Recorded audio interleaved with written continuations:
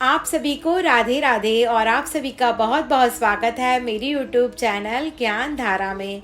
आज हम जानेंगे योगिनी एकादशी व्रत कथा, पूजा विधि, महत्व, योगिनी एकादशी के दिन 2 आ रहे हैं शुभ संयोग और योगिनी एकादशी के दिन दान का महत्व के बारे में।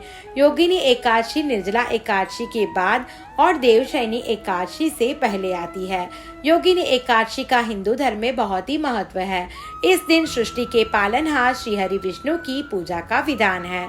मान्यता है कि योगिनी एकादशी का व्रत करने से व्रती को सभी पापों से मुक्ति मिलती है, साथ ही वह इस लोक के सुख भोगते हुए स्वर्ग की प्राप्ति करता है। पौराणिक मान्यता के अनुसार योगिनी एकादशी का व्रत करने से 88,000 ब्राह्मणों को भोजन कराने का पुण्य मिलता है। पंचांग के अनुसार आषाढ़ माह के कृष्ण पक्ष की एकादशी तिथि 1 जुलाई को 10:26 से आरंभ हो रही है और एकादशी तिथि 2 जुलाई को सुबह 8:34 पर समाप्त हो रही है।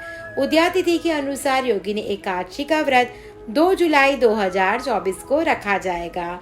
योगिनी एकादशी व्रत का पारण 3 जुलाई को सुबह 5:28 से सुबह 7:10 तक रहेगा। योगिनी एकादशी के दिन 2 शुभ संयोग बन रहे हैं। योगिनी एकादशी के दिन त्रिपुष्कर योग और सर्वार्थ सिद्ध योग का निर्माण हो रहा है। सर्वार्थ सिद्ध योग 2 जुलाई को प्रातः 5:27 से अगले दिन 3 जुलाई को सुबह 4:40 तक रहेगा। वहीं त्रिपुष्कर योग 2 जुलाई को सुबह 8:42 से 3 जुलाई को 4:40 तक रहेगा। ज्योतिष मान्यता के अनुसार सर्वार्थ सिद्ध योग में किया गया कोई भी कार्य सफल होता है। इसके साथ ही पुष्कर योग में पूजा पाठ, दान, यज्ञ या कोई और शुभ कार्य करने से उसका 3 गुना फल मिलता है। त्रिपुष्कर योग में योगिनी एकादशी व्रत की पूजा करना बहुत ही शुभ माना गया है। अब हम जानेंगे योगिनी एकादशी के महत्व के बारे में।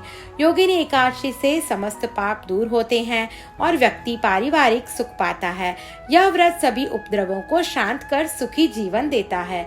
योगिनी एकादशी का व्रत करने से समृद्धि की प्राप्ति होती है। माना जाता है कि इस व्रत को करने से 88,000 ब्राह्मणों को भोजन कराने के बराबर पुण्य फल मिलता है।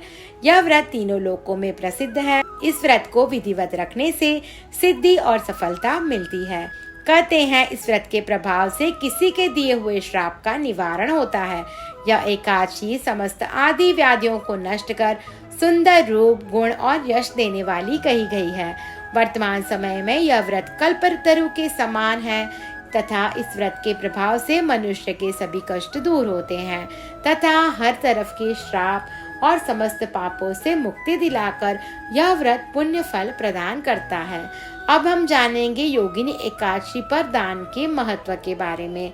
सनातन परंपरा में दान करना अत्यंत पुण्यदायी का काम माना गया है। भारतवर्ष में सदियों से दान की परंपरा चली आ रही है। लोग मन की शांति, मनोकामना पूर्ति, पुण्य की प्राप्ति, ग्रह दोष के प्रभाव से मुक्ति और भगवान का आशीर्वाद प्राप्त करने के लिए विशेष अवसरों पर दान करते हैं। हिंदू धर्म में दान का महत्व है, इसलिए भी क्योंकि कहा जाता है कि आपके द्वारा दिया गया दान न सिर्फ इस जीवन में आपको फल प्रदान करता है, बल्कि यह दान आपके साथ कई जन्मों तक रहता है और उसका शुभ फल आपको आने वाले जन्मों में भी मिलता रहता है। दान करने से हमारे जीवन की तमाम परेशानियां दूर होती हैं। साथ ही दान करने से कर्म संवरते हैं और यदि कर्म संवरते हैं तो भाग्य बदलते देर नहीं लगती। हमारे धर्म ग्रंथों में एक से बढ़कर एक दानवीर का उल्लेख मिलता है। उनमें ऋषि दधीची का नाम भी आता है, जिन्होंने अपनी हड्डियों तक का दान में दी थी। दानवीर कर्ण ने अपने पूरे जीवन काल में दान देने के साथ खुद के अंतिम समय में भी अपना स्वर्ण दांत याचक को दान में दिया था। दान का उल्लेख शास्त्रों में किया गया है। अब हम जानेंगे योगिनी एकादशी की पूजा विधि के बारे में। इस दिन प्रातः काल उठकर स्नान कर पीले रंग के वस्त्र धारण करें, फिर भगवान विष्णु का ध्यान करते हुए व्रत का संकल्प लें। इस दिन भगवान विष्णु के साथ साथ पीपल के वृक्ष की पूजा का भी विधान है। साधक को इस दिन व्रती रहकर भगवान विष्णु की मूर्ति को ओम नमो भगवते वासुदेवाय मंत्र का उच्चारण करते हुए स्नानादि कराकर वस्त्र, चंदन, जनेऊ, गंध, अक्षत, पुष्प, धूप, दीप, नैवेद्य, तांबूल आदि अर्पित कर भगवान की आरती करनी चाहिए। शाम के समय भगवान के आगे घी का दीपक जलाकर हरि नाम का कीर्तन करना चाहिए। इस दिन विष्णु सहस्त्रनाम का पाठ अवश्य करना चाहिए। अब हम जानेंगे योगिनी एकादशी की व्रत कथा के बारे में। एक बार धर्मराज युधिष्ठिर भगवान श्री कृष्ण के पास गए और पूछा, हे जनार्दन, कृपया योगिनी एकादशी की कथा सुनाइए। भगवान श्री कृष्ण ने उत्तर में राजा को संबोधित करते हुए कहा, हे राजन, आषाढ़ मास के कृष्ण पक्ष में आने वाली एकादशी का नाम योगिनी है। इस दिन व्रत करने से सभी पाप नष्ट होते हैं और इस लोक में सुख की प्राप्ति होती है, साथ ही परलोक में मोक्ष की प्राप्ति होती है। हे राजराजेश्वर, यह एकादशी तीनों लोकों में प्रसिद्ध है और इसके व्रत से पाप नष्ट हो जाते हैं। अलकापुरी नगरी में यक्षों के शासक और शिव के भक्त राजा कुबेर का शासन था। कुबेर के सेवकों में से एक हेममाली देवता की पूजा के लिए मानसरोवर से फूल लाने के लिए जिम्मेदार था। हेममाली का विवाह विशालाक्षी नामक की एक खूबसूरत महिला से हुआ था। एक दिन मानसरोवर से फूल इकट्ठा करने के बाद हेममाली कामुक इच्छाओं के आगे झुक गया और अपनी पत्नी के साथ भोग विलास में लिप्त हो गया, लेकिन उसने कुबेर को फूल देने की उपेक्षा की। जैसे जैसे कुबेर की पूजा का समय नजदीक आ गया, क्रोधित होते राजा ने अपने सेवकों को आदेश दिया कि वे पता लगाएं हेममाली ने अभी तक फूल क्यों नहीं चढ़ाए।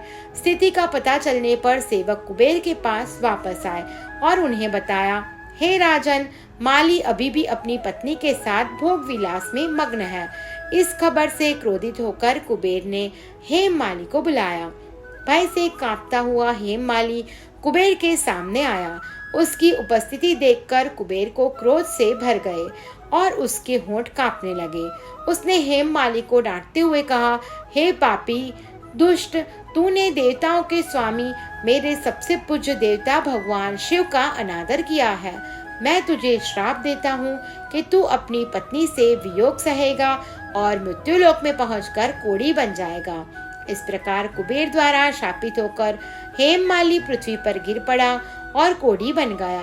पीड़ा में भटकते हुए वह अंततः मार्कंडेय ऋषि के आश्रम में पहुंचा। हेममाली की दयनीय स्थिति को देखते हुए ऋषि ने पूछा, तुम पर क्या विपत्ति आई है जिसने तुम्हारा एक बार सुंदर रूप छीन लिया है? अपनी आध्यात्मिक शक्तियों के माध्यम से मैंने जाना है कि तुम्हारा शरीर एक बार बहुत ही शानदार था। हाथ जोड़कर हेममाली ने कहा, हे मुने, मैं अक्षराज कुबेर का हेममाली नाम का निजी सेवक था। राजा की पूजा के लिए पुष्प लाना मेरा दैनिक कर्तव्य था, किंतु एक दिन मैं अपनी पत्नी के साथ भोग विलास में लीन हो गया, जिसके कारण मैं लौटने में विलंब कर गया।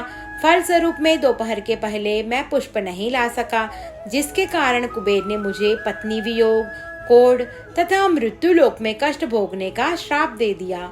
इस प्रकार मैं अपनी पत्नी से वियोग, कोढ़ी तथा अपने दुखों से त्रस्त होकर कोढ़ी हो गया हूँ और बहुत दुखी हूँ। मैं आपसे प्रार्थना करता हूँ कि आप मुझे अपने दुखों से मुक्ति का उपाय बताएं।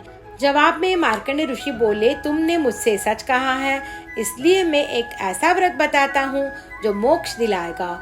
यदि तुम आषाढ़ मास के कृष्ण पक्ष में पड़ने वाली योगिनी नामक एकादशी का व्रत श्रद्धा पूर्वक करोगे तो तुम्हारे सभी पाप नष्ट हो जाएंगे और तुम बहुत ही स्वस्थ हो जाओगे। मार्कंडेय ऋषि के ये ज्ञानपूर्ण वचन सुनकर हेममाली बहुत ही प्रसन्न हो गया और उसने तुरंत योगिनी एकादशी का व्रत करना शुरू कर दिया। इस व्रत के फलस्वरूप वह पुनः अपने पूर्व रूप में आ गया और अपनी पत्नी के साथ सुखपूर्वक रहने लगा।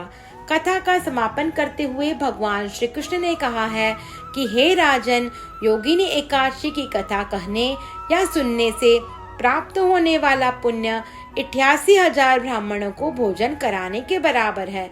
इस पवित्र दिन पर उपवास करने से सभी पाप नष्ट होते हैं, अंततः मोक्ष की प्राप्ति होती है और स्वर्ग की प्राप्ति की पात्रता मिलती है।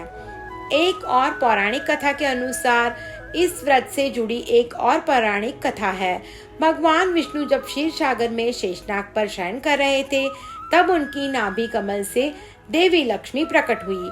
देवी लक्ष्मी के दर्शन करने के बाद भगवान विष्णु ने आनंदित होकर वरदान दिया कि जो भक्त आषाढ़ मास की कृष्ण पक्ष की एकादशी का व्रत रखकर उनकी पूजा करेगा, उसे देवी लक्ष्मी की कृपा प्राप्त होगी। योगिनी एकादशी के व्रत से समस्त पापों का नाश होता है और मोक्ष की प्राप्ति होती है।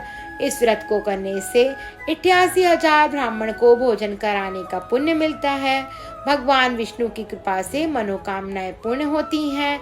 यह व्रत आध्यात्मिक उन्नति का द्वार खोलता है। आप सभी को मेरी ये वीडियो पसंद आई हो तो आप सभी मेरी YouTube चैनल ज्ञान धारा को लाइक, शेयर और सब्सक्राइब करना ना भूलें। धन्यवाद।